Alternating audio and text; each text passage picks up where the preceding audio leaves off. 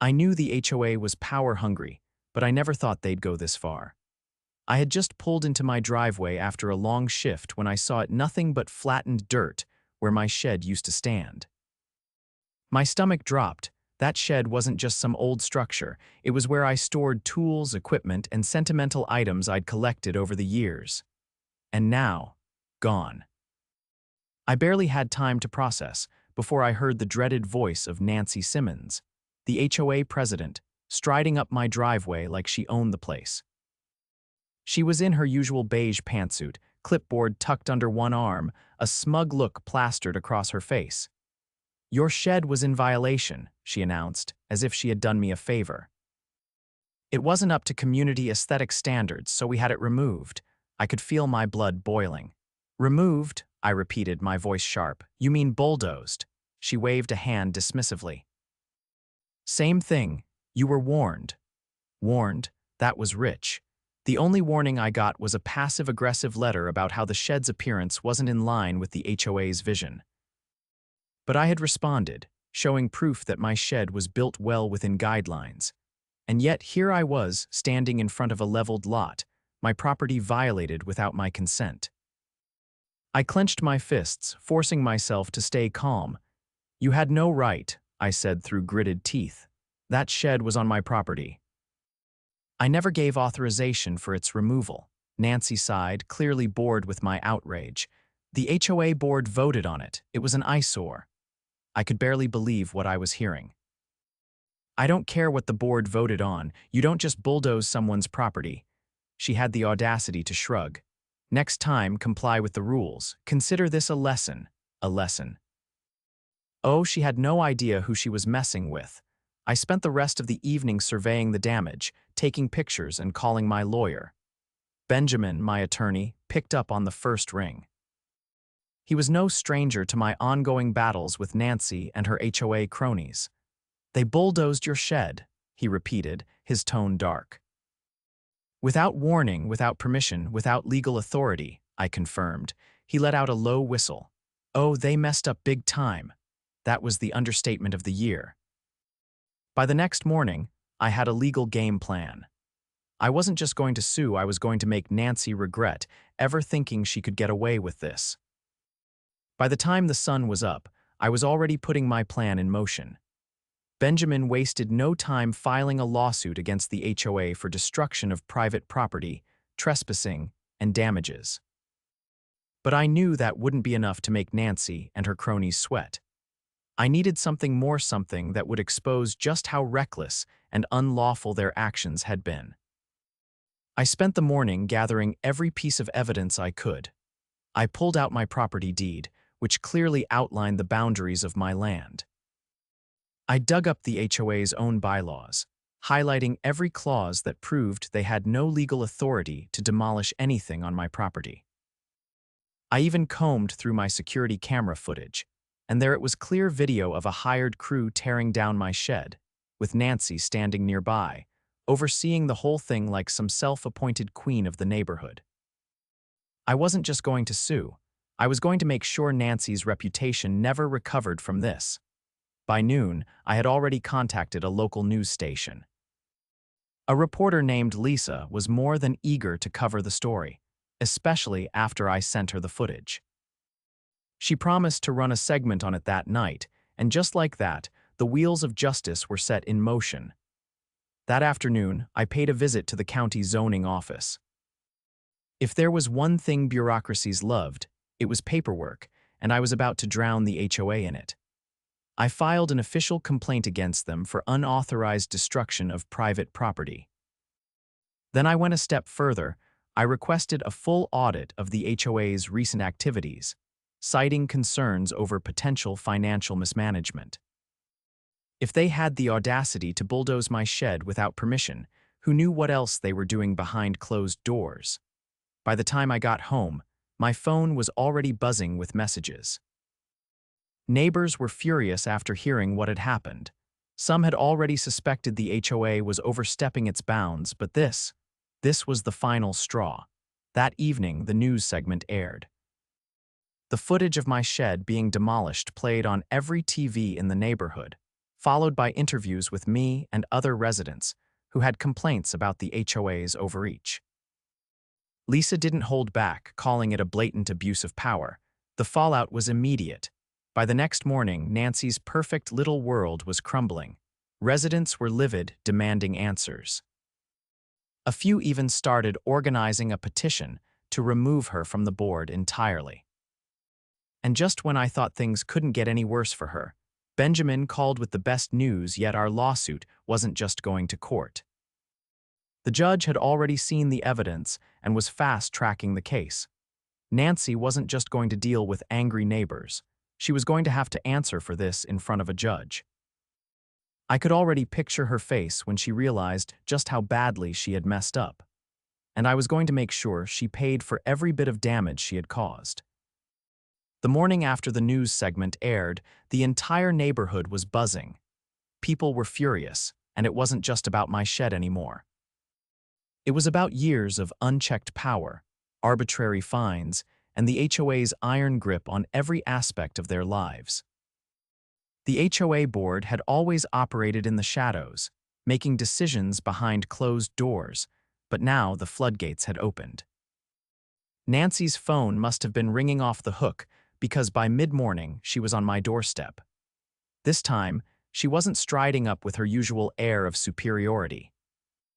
Her face was tight, her eyes darting around as if expecting an ambush. She wasted no time. "We need to talk." I folded my arms, standing firm in my doorway. "About what? You're trespassing." "The lawsuit, the county audit, take your pick." She flinched, clearly not expecting my outright hostility. "Look, this has gotten out of hand. The board is under a lot of pressure. Maybe we can come to a resolution before things escalate further." I didn't bother hiding my disbelief. "You bulldozed my property without consent, and now that you're facing consequences, you want to talk." Her lips pressed into a thin line. "We can discuss compensation." I gave her a hard look. "Compensation? You mean hush money? No, we're past that," she exhaled sharply. "You don't understand how difficult this is for the HOA.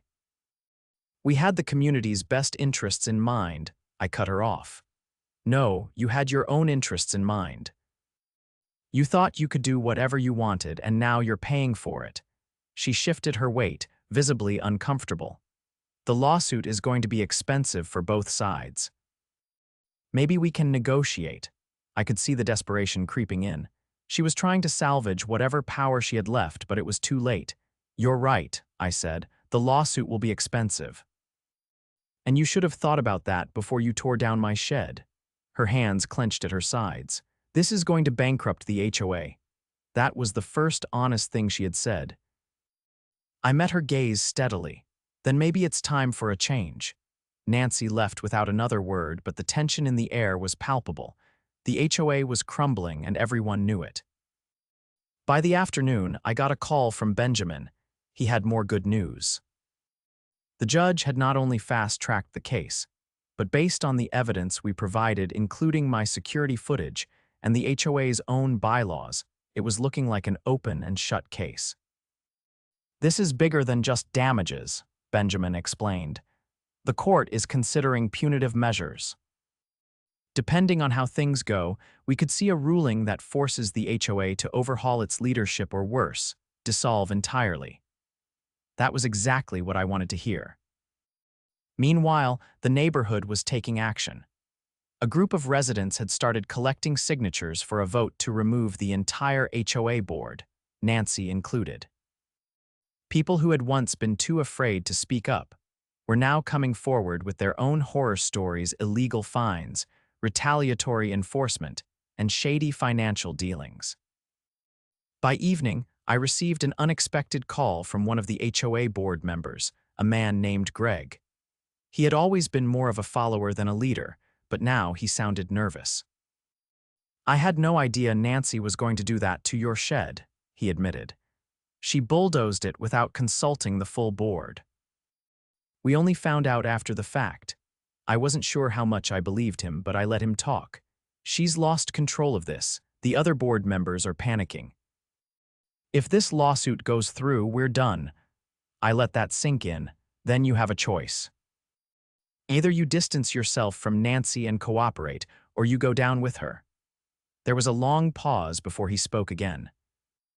I'll talk to the others. The cracks were widening, and it was only a matter of time before the whole thing collapsed. The next day, Nancy made a last-ditch effort to rally support at an emergency HOA meeting. She tried to paint herself as the victim, claiming that my lawsuit was an attack on the entire community. But no one was buying it. People stood up one by one, calling her out for years of corruption and mismanagement. The petition to remove the board had already gained overwhelming support. And then the final blow came. The county had completed its preliminary audit, and the findings were damning. There were multiple financial irregularities, including missing funds and unauthorized expenditures. It wasn't just about my shed anymore. Nancy had been using HOA funds like her personal bank account. By the time the meeting ended, Nancy looked like a woman who knew her days were numbered. The lawsuit proceeded as expected. The evidence was overwhelming, and the judge ruled in my favor, ordering the HOA to pay $100,000 in damages. But the real victory came when the residents voted to disband the HOA entirely. Nancy resigned in disgrace, and the board dissolved. The neighborhood was finally free from their control. And as for me, I rebuilt my shed bigger and better than before. Only this time, I didn't have to worry about anyone tearing it down. With the HOA formally dissolved, the neighborhood entered a strange new phase. For years, people had lived under the oppressive weight of arbitrary fines and unnecessary restrictions, but now they were free. It was almost amusing to watch some folks hesitate before making changes to their homes, as if waiting for a phantom HOA notice to appear on their doors. But soon enough, the fear faded, replaced by something that had been missing for too long: actual community spirit. Without the HOA siphoning money from homeowners, people started banding together in ways I hadn't seen before. A few neighbors organized a volunteer maintenance group, handling minor landscaping and communal upkeep without extorting each other for dues. Someone else suggested a community vote on new neighborhood policies, this time with actual transparency. It was an adjustment, but one that was long overdue. As for Nancy, she had disappeared from public view entirely. Her house still stood at the end of the cul-de-sac, but the curtains were always drawn, and her once pristine lawn had started to wilt from neglect. Word spread that she was planning to sell, but buyers were scarce. No one wanted to purchase a home with the baggage of her reputation hanging over it. Greg, the former HOA board member who had distanced himself from Nancy at the last moment, was one of the few who remained in the area. He approached me one afternoon while I was in my backyard, putting the final touches on my newly rebuilt shed.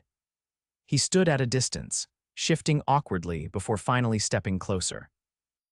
He admitted he hadn't realized how much control Nancy had exerted until it was too late.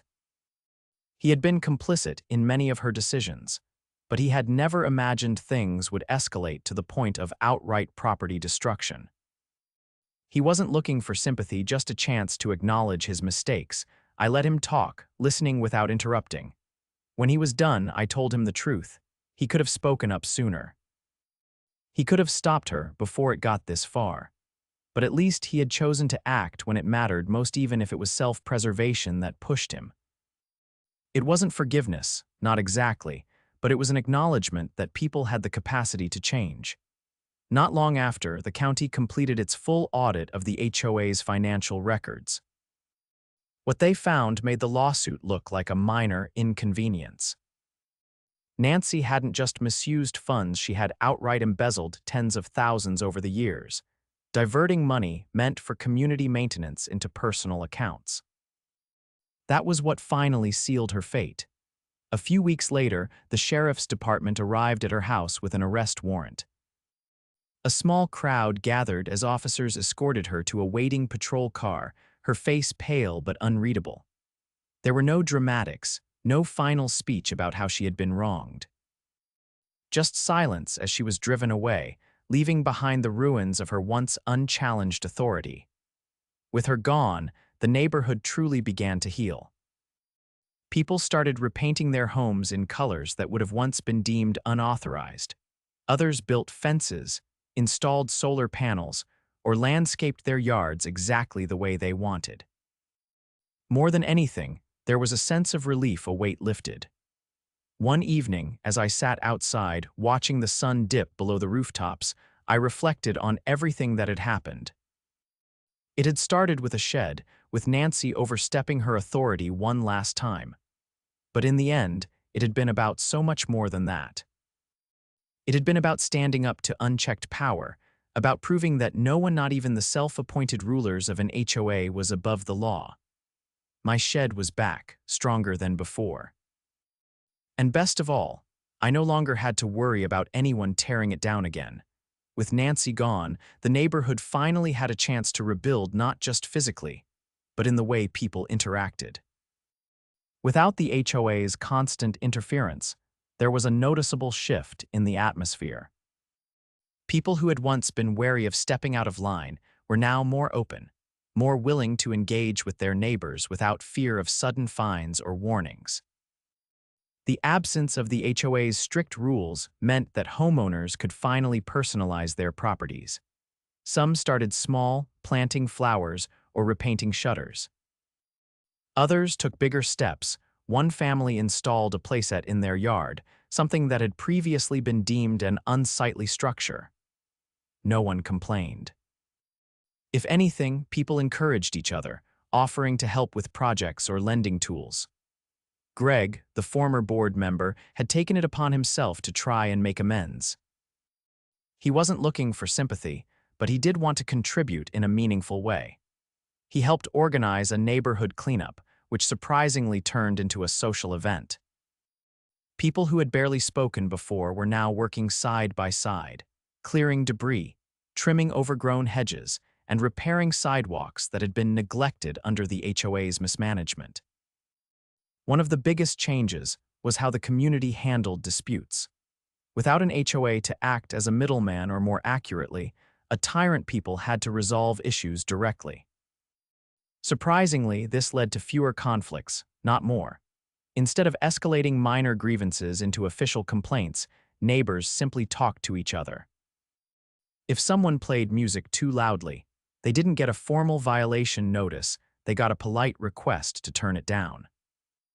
The financial audit of the HOA had continued even after Nancy's arrest, and the final report was even worse than expected. Not only had she embezzled money, but she had also manipulated records to cover up missing funds. Vendors had been overcharging for services, with a portion of the excess payments finding their way back to Nancy's personal accounts. The financial mismanagement had been staggering, and now that the HOA was dissolved, the homeowners were left to figure out how to recover. A few residents, including myself, worked with legal experts to determine if any of the stolen money could be reclaimed. It turned out that a portion of it was recoverable, and with a court order in place, some of Nancy's seized assets were liquidated to repay the community. It wasn't a full reimbursement, but it was enough to cover some basic repairs and refunds for homeowners who had been unfairly fined over the years. The most surprising part of all of this was how quickly people adapted. Without an HOA dictating regulations, homeowners started informally agreeing on certain standards. Not because they were forced to, but because they wanted to maintain a clean and welcoming neighborhood. Instead of arbitrary rules about mailbox colors or lawn heights, people focused on what actually mattered: keeping the area safe, helping each other out, and respecting personal property. One of the biggest points of discussion was what to do with the old HOA office space. The building had once been the nerve center of Nancy's operations, a place where residents had been called in like schoolchildren to receive fines and warnings. Now, it was an empty structure, useless without the organization that had once occupied it. A few people suggested turning it into a small community center, a place where residents could hold meetings, events, or even just socialize. Others thought it should be sold, with the proceeds being distributed among the homeowners who had been wronged by the previous regime. After several discussions, a compromise was reached. The building would be repurposed into a shared space, but with minimal costs to maintain it. Instead of mandatory fees, contributions would be voluntary. As all of this was happening, I finally took the time to finish reconstructing my shed. This time, I built it exactly the way I wanted, without any interference. Some neighbors even offered to help, turning what could have been a bitter project into something positive. Standing in front of my newly finished shed, I realized just how much had changed. What had started as a personal battle against an overreaching HOA had transformed into something much bigger. The community had come together, proving that people didn't need an oppressive governing body to function. They just needed mutual respect and a willingness to work together. As the first neighborhood event was held in the newly repurposed community space, I took a moment to look around. Laughter echoed through the air, kids played freely, and for the first time in years, there was no looming threat of fines, violations, or power-hungry board members. Nancy had tried to rule through control and fear, but in the end, all she had done was unite the very people she sought to dominate. And that, more than anything, was the ultimate victory. With the HOA gone and the neighborhood thriving, the weight that had once pressed down on everyone had finally lifted. No one missed the endless notices or the arbitrary fees. Instead, people took pride in maintaining their homes, not because they were forced to, but because they wanted to. The community space, once Nancy's fortress of control, had been transformed into a welcoming gathering spot. The walls had been repainted, and what was once a cold, bureaucratic office was now a place where neighbors held barbecues, movie nights, and even small workshops. A few residents had even set up a lending library, something that would have never been allowed under the HOA's rule. As for Nancy, she had vanished from public view after her arrest. Her house sat empty, the lawn overgrown, a stark contrast to the way she once demanded perfection from everyone else. The bank eventually foreclosed on the property after she failed to make payments, and when it was finally put up for sale, there were no takers. No one wanted a home with that kind of history attached to it. The neighborhood moved on quickly. With the lawsuit settled and the payout distributed, people wasted no time using the funds to repair and rebuild what the HOA had neglected. Sidewalks were fixed, streetlights that had gone dark were replaced, and the park that had once been a battleground for Nancy's endless restrictions was now a lively hub for families. One evening, as I was sitting outside, watching the last remnants of daylight fade, Greg stopped by. He had stayed in the neighborhood, quietly integrating himself into the new way of things, without drawing too much attention to his past involvement with the HOA. He wasn't looking for redemption, just a chance to live in a place that no longer operated under fear. He mentioned that the final audit had uncovered even more corruption than originally thought.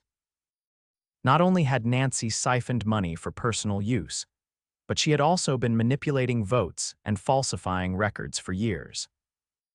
Some of the board members had unknowingly approved expenses that didn't even exist, trusting Nancy to manage the finances. It was staggering how deep the deception ran. There was also the matter of the vendors she had hired. Many of them were overbilling for services that were either never performed or barely completed. Some were friends of hers, people who had been in on the scheme from the start. The authorities were still investigating, but it was clear that Nancy's empire had been built on fraud from the very beginning. The conversation shifted after a while, moving away from the wreckage of the past and toward the future. Greg admitted that, despite everything, he was glad the neighborhood had survived. He had worried that, without the HOA, things would descend into chaos, but instead it had flourished. People were more involved, more connected. The petty power struggles were gone, replaced by a genuine sense of belonging. As the weeks passed, the changes became more apparent. A few homes that had once been restricted by HOA regulations were now undergoing renovations. One family finally got the bright red front door they had always wanted. Another added a wraparound porch that had been repeatedly denied under the old rules. No one cared. If anything, people celebrated the individuality that had been stifled for so long. The best part was how naturally the neighborhood adjusted. There was no overcorrection, no descent into neglect. If anything, people took even more pride in their homes now that they could make their own decisions. I finished rebuilding my shed, making it larger than before, with reinforced walls and a fresh coat of paint. This time, it was exactly the way I wanted it, with no one to tell me otherwise. A few neighbors stopped by to admire the work, joking that I should add a plaque dedicating it to Nancy's downfall. Eventually, a new family moved into Nancy's old house. They had no connection to the past drama, no idea of the history that had played out within the community. They were simply looking for a good place to raise their kids, and they had found it. It was a quiet reminder that life moved on. One evening, as I walked through the neighborhood, I realized just how much had changed. The tension that had once lingered in the air was gone. People waved as they passed by. Kids played freely without the fear of being reprimanded for unauthorized noise. And the streetlights now illuminated a place that felt like home. I had set out to fight for what was mine, but in the end, the victory belonged to everyone. The neighborhood had reclaimed itself, not just from Nancy, but from the idea that control was necessary for order. The truth was, people didn't need an HOA to tell them how to live. They just needed a chance to be a community on their own terms. As I locked up my shed for the night, I took one last look at the structure that had started it all. It wasn't just a building. It was a symbol of everything we had fought for. And this time, it was here to stay.